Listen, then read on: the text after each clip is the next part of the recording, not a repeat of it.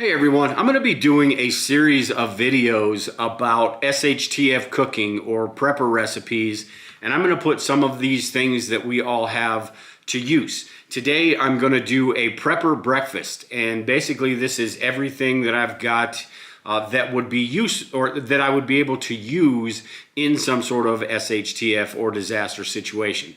So what I've got here and what I'm going to do is basically make some bacon and eggs. I've got these hash browns right here from Auguson's Farms that I'm going to use. This is already opened, so I figured I'd use them. We've got bread here that I made from the sun oven yesterday, and you can use bread is going to be one of those things you're going to want to do maybe on a daily basis. You can use these little yeast packets that last about a year unrefrigerated. I've got some Yoders canned bacon that I'm going to use today. Open this up. Now with this, once it's opened, you're going to need to use it probably that day. Maybe you could get into the next day. But it is bacon, so it's not going to be a big deal, making sure that gets eaten. I guaranteed it.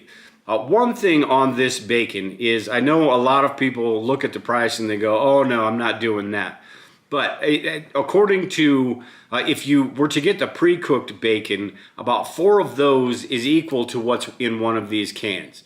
Now, it doesn't compare to the fresh bacon, not even the flavor doesn't compare. Fresh bacon is going to be a lot cheaper, but in an SHTF situation, you're not going to be able to refrigerate that. So while it is a little bit more expensive than regular bacon, it is the same price of that pre-cooked bacon that you would get, roughly about the same price. So to me, it's absolutely worth it. Watch me break these eggs here while I'm trying to explain this. But to me, it's absolutely worth it. So, and with that, we've still got eggs here, and luckily they're all still in one piece. These are from the chickens. Oh, that one cracked a little bit. These are from the chickens. So these are, you're able to keep these on the shelf. You know, in Europe, they use eggs. They don't even refrigerate them because they come straight from the farm or wherever. Here in the United States with eggs, they get washed and processed, and all the outer layer that protects them is gone. But farm fresh eggs, they're shelf stable. You can leave them on the shelf for a number of days. Now with chickens, if you have the ability to have chickens yourself, you're probably not going to have them sit on the counter for too long. So they're going to be good. So eggs, as long as you have chickens, you can use those eggs. They don't need refrigeration for the most part. Oil, I'm going to use oil instead of butter. They do have powdered butter, and we have some of it, but it's more for baking rather than, say, buttering bread. It doesn't get really smooth. Now, I suppose if you're really hungry and you wanted some buttered bread, if you're okay with like sandpaper butter or gritty butter, it's probably going to be, better than just bread, but, we're not going to do that today. I'm going to use oil for cooking the hash browns, and then I'm just going to use some jelly for the bread. I'm not even going to bother with the bread, the butter on the bread. Jelly is one of those things that we all refrigerate, but it doesn't, even when it's opened, it doesn't necessarily need to be refrigerated. Same thing with peanut butter. Now, you do want to use this. You don't want this sitting out for a month, just sitting in your cabinet for a month or so. I think that would be a little bit iffy. I personally, when I open these days, when everything's good and the refrigerator's running, I usually put these in the refrigerator, but you don't have to. So if you get the smaller jars like I do, and I know it costs a little bit more, but the smaller jars, if you do have to waste it, you're wasting this much rather than the big jar, throwing that whole jar away. So I like to get the smaller ones and put them in my food storage. Bigger ones that get used and rotated through, but some of these smaller ones just for those situations where if I do have to open it and you've got a few loaves of bread, the odds are this is going to be gone in one day anyway.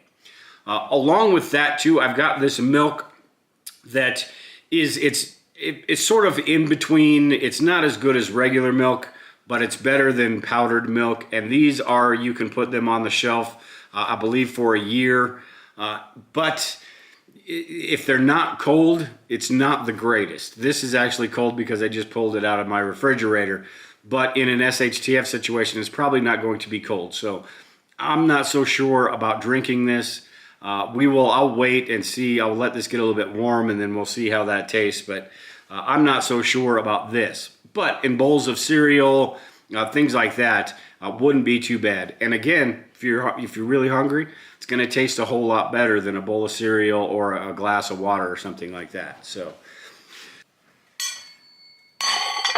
all right, let's get a plate here and dish this up. First, a few slices of bacon, a little bit of the hash browns,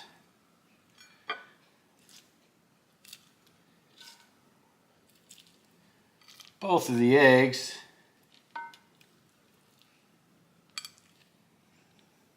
a little more of the hash browns, and then cut ourselves a piece of bread.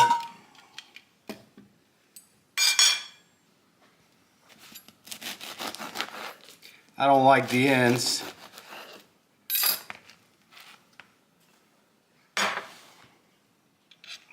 And a little bit of jelly.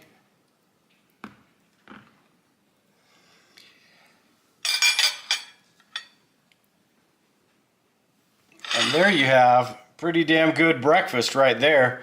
Build morale in a situation that not so good. Maybe a little extra salt and pepper on there. But tell you what, that actually looks pretty damn good. So the end of the world doesn't have to be the end of the world when it comes to eating in an SHTF situation. This is a pretty simple one right here. I wanted to start out with this, but I'm also going to be doing some legacy foods things and a lot of different cooking options. You got the Dutch ovens, you got cast iron, you got wood stoves, a lot of different things that you can use. So I'm going to, as I do this series of videos, I'm going to go through all of those different methods, and I'm going to try some of the different Auguson farm stuff that we have here, the legacy food stuff we have here. I've got some beef dices I want to try out, a lot of different things. Also a few different recipes on this, the bread from the, or anything from the sun oven. Like I said, this was from the sun oven. If you want to find out more about the sun oven, watch this video up here. But that's it for today, everyone. Take care and prepare. We'll talk to you all later.